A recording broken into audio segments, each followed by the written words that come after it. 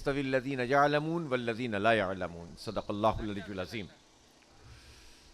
میرے بہت ہی قابل احترام عزیز پیارے بھائی مولانا ہدایت الرحمان بلوچ صاحب، ذمہ داران جماعت اسلامی، ذمہ داران الخدمت فاؤنڈیشن، اور یہاں گوادر میں موجود اساتذہ کرام، معززین شہر، معززین بلوچستان، میرے عزیز نوجوانوں، میری بہت عزیز بیٹیوں، سب سے پہلے میں آپ کو مبارکباد پیش کرتا ہوں کہ اس گوادر میں، اس خوبصورت جگہ پر اور اس شاندار اسٹیڈیم میں حقیقت میں آپ نے رنگ بھر دیا ہے، اور اتنی بڑی تعداد میں نوجوان یہاں موجود ہیں، اور یہ نوجوان پڑھنا چاہتے ہیں، آگے بڑھنا چاہتے ہیں، انہیں ہنر چاہیے، انہیں اسکل چاہیے، یہ چاہتے ہیں کہ زندگی کی دوڑ میں آگے بڑھ سکیں، یہ خدمت انجام دے سکیں، یہ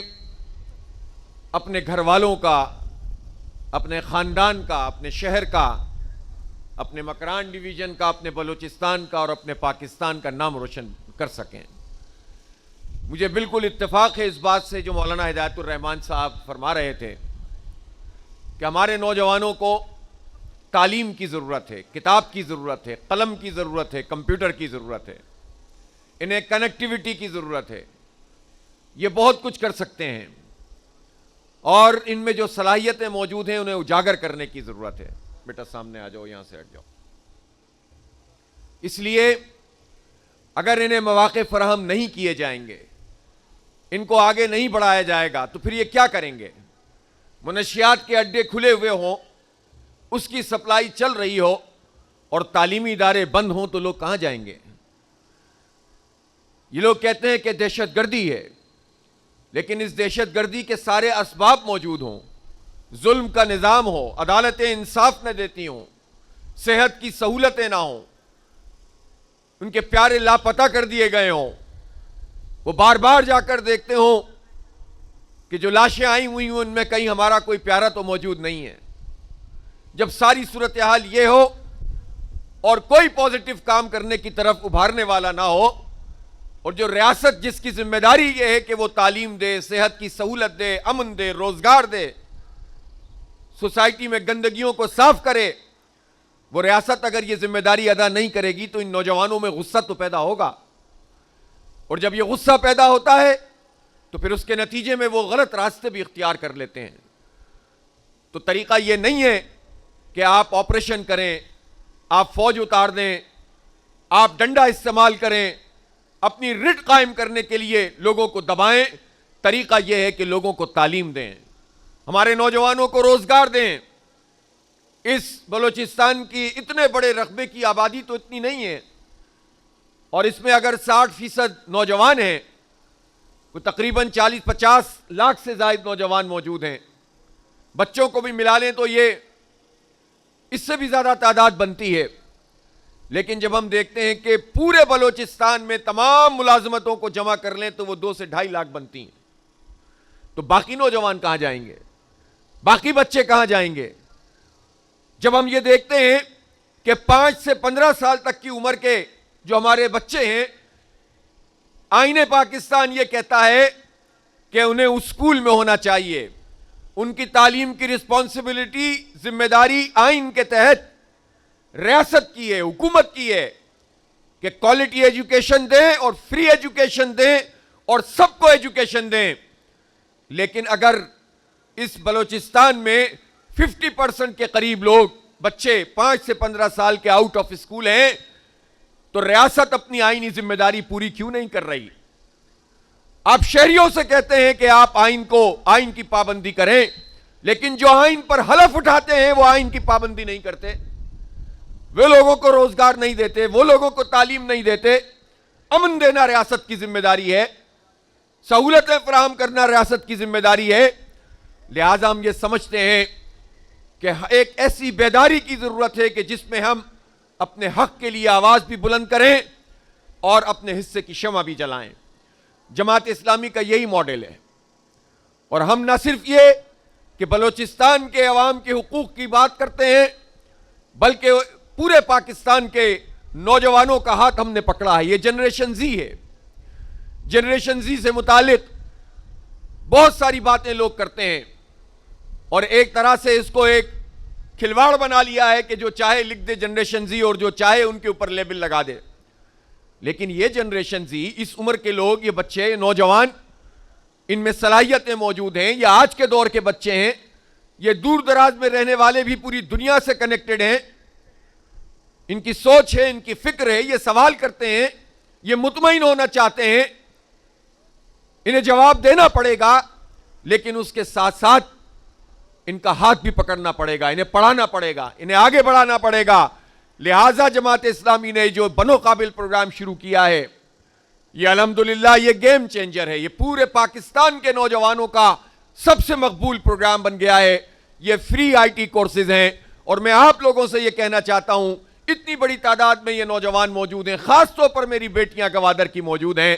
ان سے کہنا چاہتا ہوں کہ آج آپ ٹیسٹ دے رہی ہیں، آپ بچے ٹیسٹ دے رہے ہو اور آپ اس میں کامیاب ہوگے انشاءاللہ، تو آپ کو ہم 100% فری آئی ٹی کورس کروائیں گے.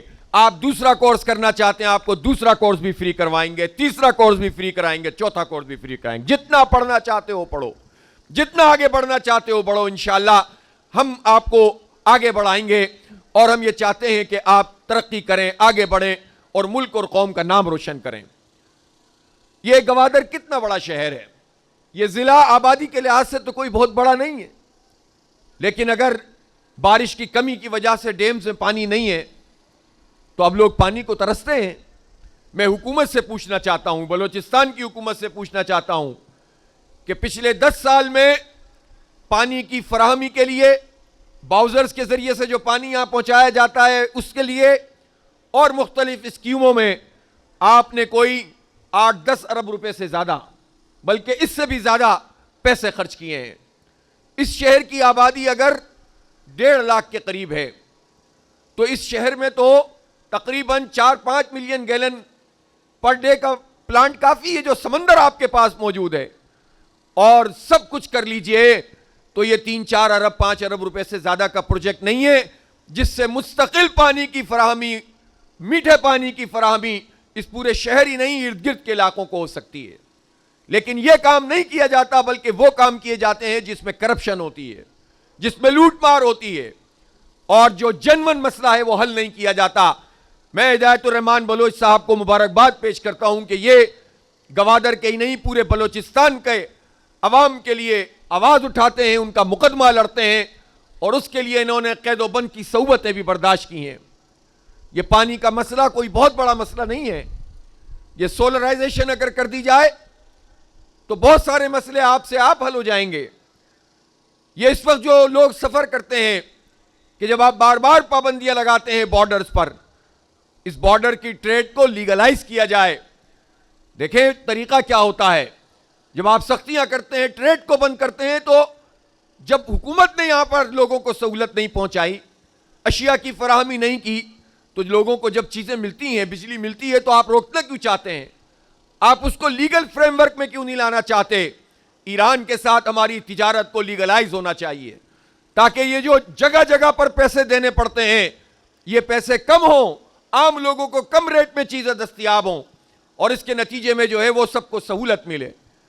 بارڈر ٹریڈ بہتر طریقے سے ہو، بارڈر کا نظام بنایا جائے اور لوگوں کو سہولتیں فراہم کی جائیں. اسی طرح سے یہ سی پیک کی ہم بات کرتے ہیں اور بالکل ٹھیک ہدایت الرحمان صاحب کہتے ہیں کہ جب آپ حکمرانوں سے بات کریں تو کہتے ہیں گوادر تو سی پیک کے ماتھے کا جھومر ہے. او بھائی یہ کیسا جھومر ہے کہ موٹر وے کہیں اور بن رہی ہے، گوادر سے لے کر آگے کوئٹہ تک یا پھر یہ کراچی تک موٹر وے کیوں نہیں بن سکتی؟ یہ جو آپ کو ریل کی لائن بچھانی ہے وہ کیوں نہیں بچھ سکتی؟ یہ پورٹ بند پڑی ہوئی ہے، انٹرنیشنل ایئرپورٹ آپ نے آن کر دیا. تو بھائی انٹرنیشنل کلائنٹ بھی تو لے کر آئیں، مسافر بھی تو لے کر آئیں. وہ مسافر اس وقت آئے گا جب آپ کی پورٹ ایکٹیویٹ ہوگی، اور پورٹ اس وقت ایکٹیویٹ ہوگی جب آپ کی پالیسیاں درست ہوں گی، اور آپ کی پالیسیاں درست ہوں گی تو تعلیم بھی ہوگی اور روزگار بھی ہوگا اور نوجوانوں کے لیے ترقی کے راستے بھی ہوں گے. اس لیے صرف نعروں سے، گفتگو سے، بات چیت سے مسئلہ حل نہیں ہوگا، صرف رٹ قائم کرنے سے مسئلہ حل نہیں ہوگا. ہمیں اپنے تمام شہریوں کو سہولت فراہم کرنی ہوگی اور جماعت اسلامی آپ کا یہ مقدمہ صرف یہاں گوادر میں نہیں لڑ رہی ہے، بلکہ بھی مینار پاکستان پہ لاکھوں لوگوں کے اجتماع میں ہدایت الرحمان بلوچ نے بلوچستان کا پورا مقدمہ لڑا تھا، اور پورا اجتماع ان کے ساتھ کھڑا تھا، اور پورا پاکستان آپ کے ساتھ کھڑا ہے۔ میرے نوجوانوں میں تم سے یہ کہنا چاہتا ہوں کہ پاکستان کسی فوج کے جرنیل کا نام نہیں ہے، پاکستان نواز شریف، عمران خان، زرداری، نعیم الرحمان کا نام نہیں ہے، پاکستان پاکستان کے لوگوں کا نام ہے، پاکستان کے نوجوانوں کا نام ہے، ہر صوبے کے ہر شہری کا نام پاکستان ہے۔ اس لیے آپ پاکستان کے حوالے سے جب بھی سوچتے ہیں تو یہ نہ سوچیں کہ جو ظلم کر رہا ہے وہ پاکستان ہے، جو آپ کا حق مار رہا ہے وہ پاکستان ہے۔ ظلم کرنے والے اور حق مارنے والے بہت تھوڑے سے لوگ ہیں، ان کا پورا ایک اتحاد ہے، اور اس اتحاد میں ہر قوم کے لوگ شامل ہیں۔ آپ یہ اپنے دل پر ہاتھ رکھ کے بتائیے، کیا بلوچستان کے وہ لوگ نہیں ہیں شامل جو تمام ظالموں کے ساتھ مل کر بلوچستان کے حقوق کو پامال کرتے ہیں، اور آپ کو تعلیم سے محروم کرتے ہیں اور روزگار سے محروم کرتے ہیں؟ ان کی نہ قومیت ہوتی ہے، نہ ان کی کوئی زبان ہوتی ہے، نہ ان کی کوئی نسل ہوتی ہے، ان کا مائی باپ، ان کا پیسہ ہوتا ہے، ان کی مراعات ہوتی ہے، اور یہ سب مل کر لوٹ مار کرتے ہیں۔ پورا پاکستان آپ کے ساتھ کھڑا ہوا ہے۔ اس لیے میں آپ سے کہنا چاہتا ہوں کہ آپ پڑھیں اور آگے بڑھیں، جتنا پڑھنا چاہتے ہیں پڑھیں۔ ہم نے اس جنریشن زی کے لیے ایک جنریشن زی کنیکٹ پروگرام بنایا ہے۔